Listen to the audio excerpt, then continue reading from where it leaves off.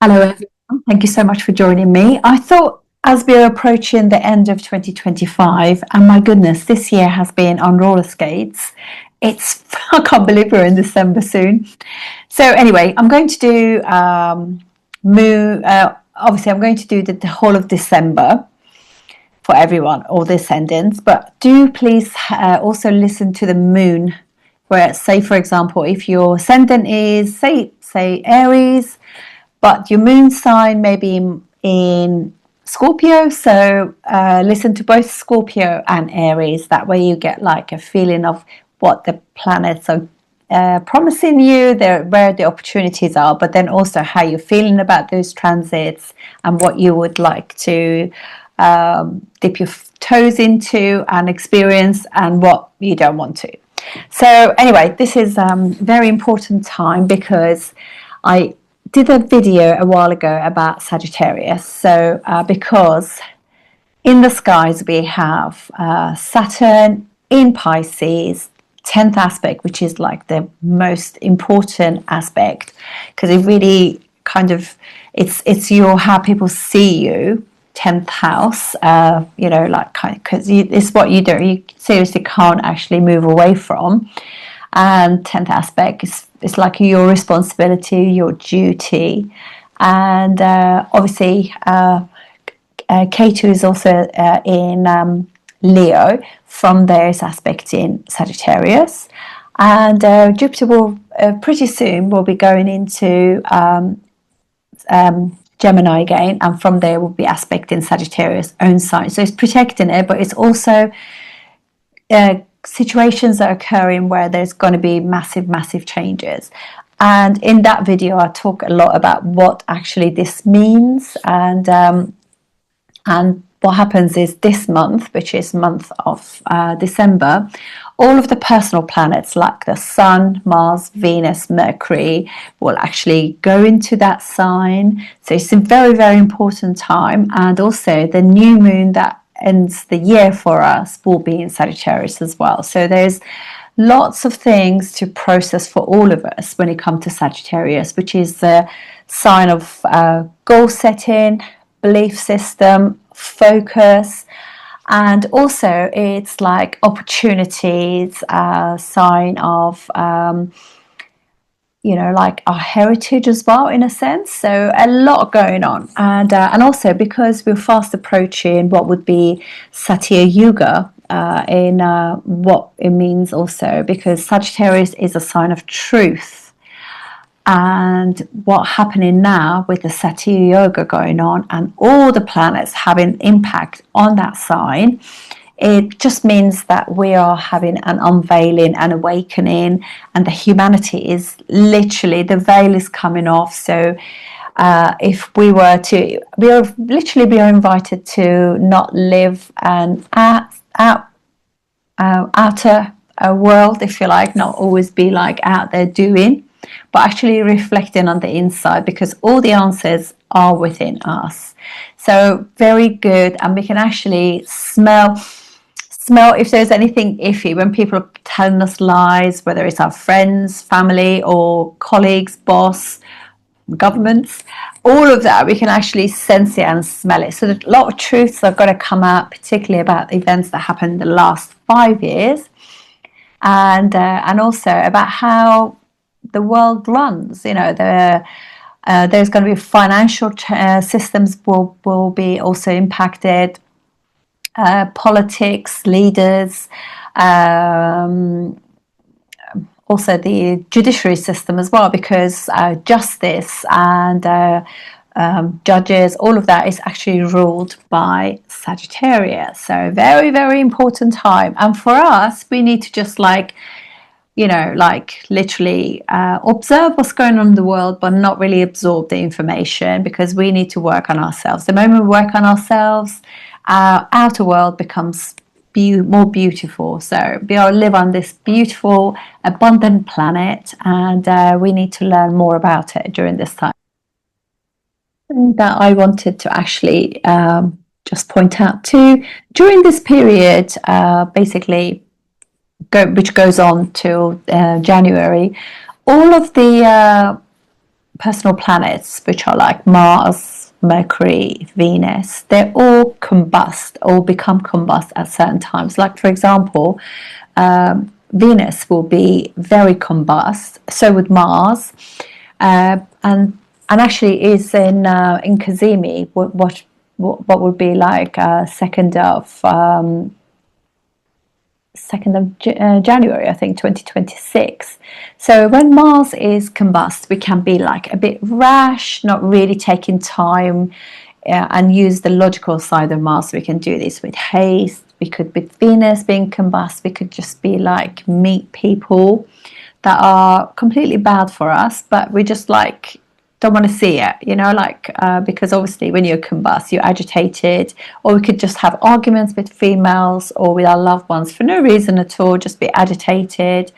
And Mercury obviously just means that it can affect our skin, our digestive system, our nervous system with Mars, blood, you could just suddenly see red, as they say. So just be aware of this. We could be triggered during this time. Just really go with the flow. That will be really what I would sort of say is really healthy to do. Just go with the flow. So anyway, but the best thing is when you know these are happening in the sky with astrology, you can kind of like have a really good, you can actually set the pace for everything, which is fantastic. Okay, let's do the ascendants. Let's share this with you. Okay, so allow me please to just actually, this is on the 5th. So I just wanted to say on the 1st of the month, just go back some hours as well. Right, so as you can see, hold a bit. Okay.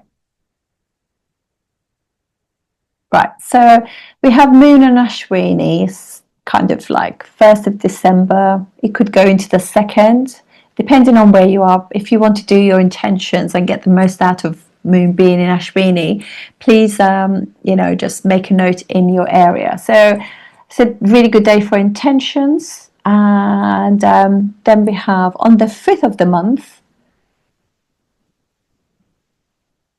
Okay.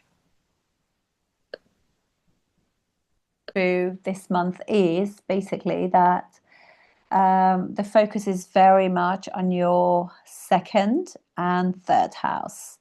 Your 3rd house, like Sagittarius for everybody, has been very, very much activated.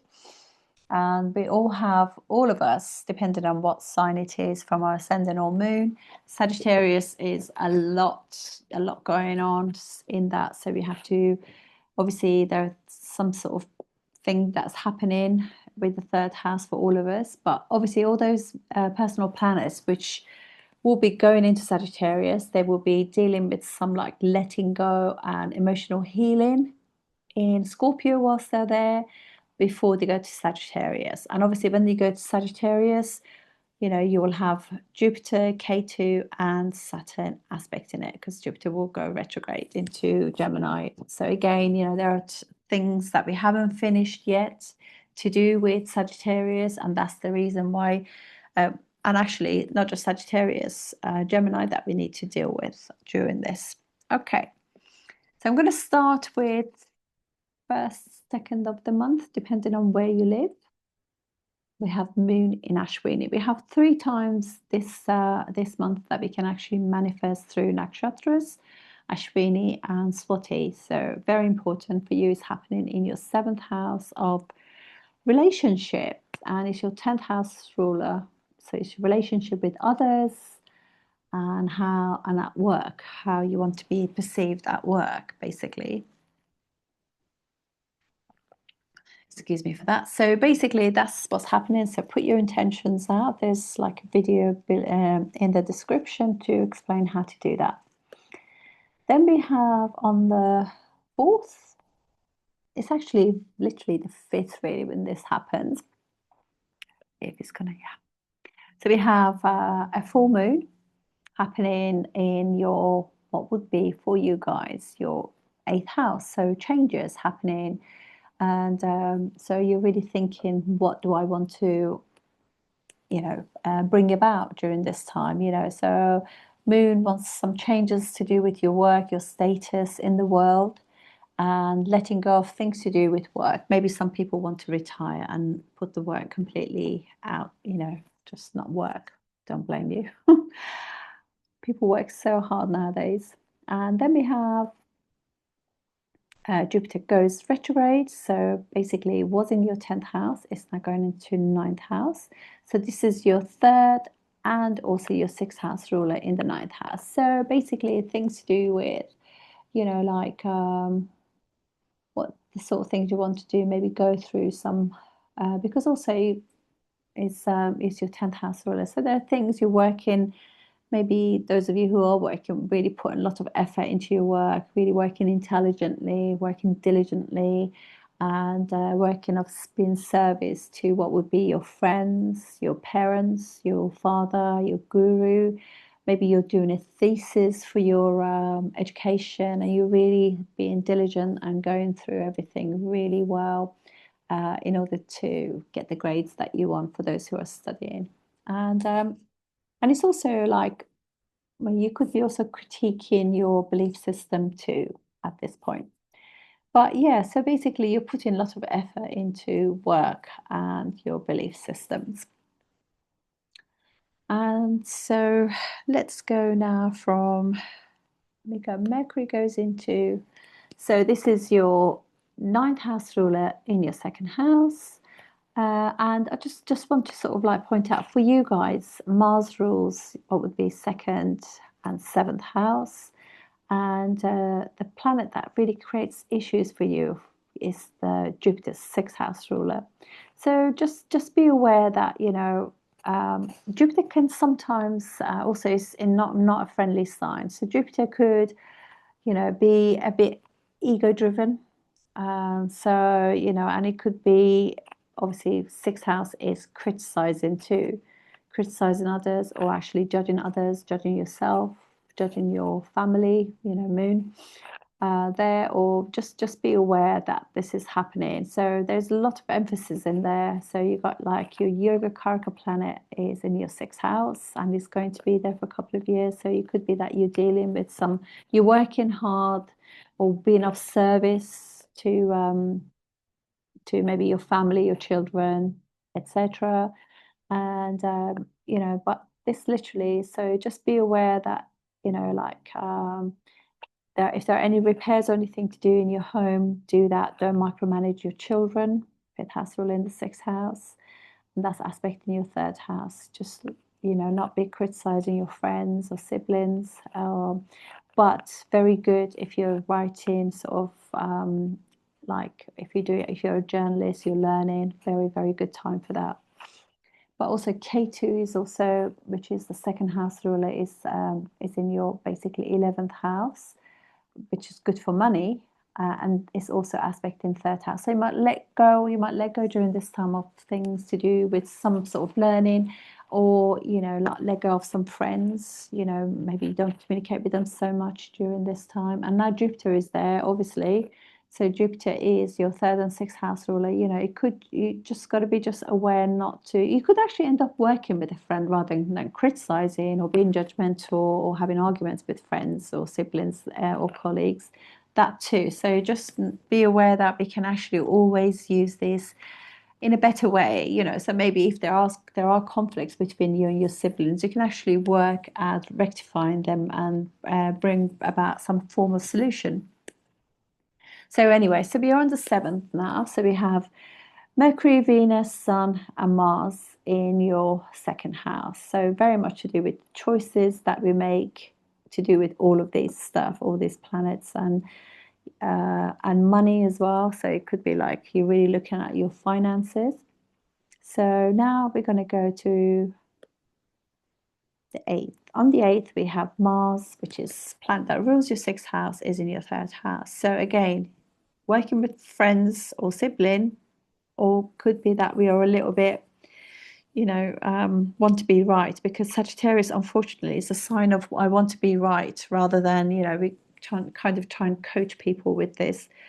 Like maybe they don't want to be coached, so it could be just be aware of that could be very much like going for being willful with others and their wishes. So now we're going to go but Jupiter is obviously there. Jupiter is still gracious planet, you know, it's not, but it's like, be aware that Mars is planet is quite heady, you know, can just be very, very impulsive and is agitated because of Sun being combust, and it's in a sign that's quite fiery too, and being aspected by a Jupiter that's not really happy in that sign in Gemini. But generally speaking, you know, just be aware that we don't want to be, we want to use the right side of that sign, not Sagittarius, not the one that's want to be egotistical. Right, let's now go on to the 16th. Okay, on the 16th, then Sun joins Mars in Sagittarius. So we have in your third house, you put in energy into your friends and, you know, want to be seen with your friends. And it's like, it's your big groups as well, not just like close friends, like networks and other sibling also coming into the equation as well. Again, you know, you could actually use this to actually do community work with your friends, do something nice for the community. And then Moon is in Swati on your first house, which is like an opportunity for you to be able to manifest your intentions through nakshatras. And we have Venus and Moon in your second house. These two planets are really nice. They work really well together. It's not in a friendly sign for Mercury, but nonetheless, so it's getting help from Venus, who is comfortable there. So yeah, maybe enjoying things with family will be good, with your friends and your, you know, your dad, that kind of thing will be nice. With your other half, your partner. And then we have debilitated Moon then, but then what happens? We have a new moon happening on the 20th in Sagittarius. All of them, all those planets, stellium in your third house, all about self-expression, friends and hobbies and being busy, that kind of thing. But this is like getting to the bottom of things, moolah. So it could be that if you're putting effort into this third house, is putting effort into things into your life. Maybe you're decluttering or something, but you don't want to be just like superficially doing things, because this sign is very much like about this nakshatra, really kind of, and the moon is inviting you to really just like do a deep cleanse, you know, like end of the year, let's start the new year feeling all fresh. Maybe you are sorting out through your paperwork, but it's inviting you to deal with them, you know, the ones that needs to be just like shredded, get rid of them, not needs to be action, deal with them. So it's nice to use that energy from Sagittarius to actually manifest that with this new moon. And basically, not a lot then happens until we have on the 29th, we have Mercury goes into Mula as well, goes into Sagittarius, as well as Moon in Ashwini. So now we have Moon, which is your 10th house ruler, back in the 7th house. Good time for manifestation through nakshatras. And you have, again, stellium of planets there. So it really is, everything is about like Mercury for your 12th house ruler, letting go, and also 9th house is happiness. So it's letting go will make you happy through Mercury. Your 1st and 8th house rule is in the 3rd house. Maybe changes in your how you self-express will make you happy. Sun rules your 11th house of groups and friends and other sibling and qualifications. And Mars, which is your planet that's like rules 2nd and 7th house. So, you know, there's lots of things that are just like, you know, being purified through being combust with the sun there, through the sign being so very fiery. And also Saturn, Jupiter, and K2, you know, it's all about your 3rd house. All of those things. Are you going to be starting some new things? Are you going to let go of some old things? Or up to you. So in order to go into the new year all fresh, but there is lots to remember. There's lots of emphasis on your third house, even going into the new year, and Saturn will be there way over a year anyway. So it's all about your third house. So anyway, look after yourself, and I look forward to seeing you in the new year. Thank you very much for your support. Thank you.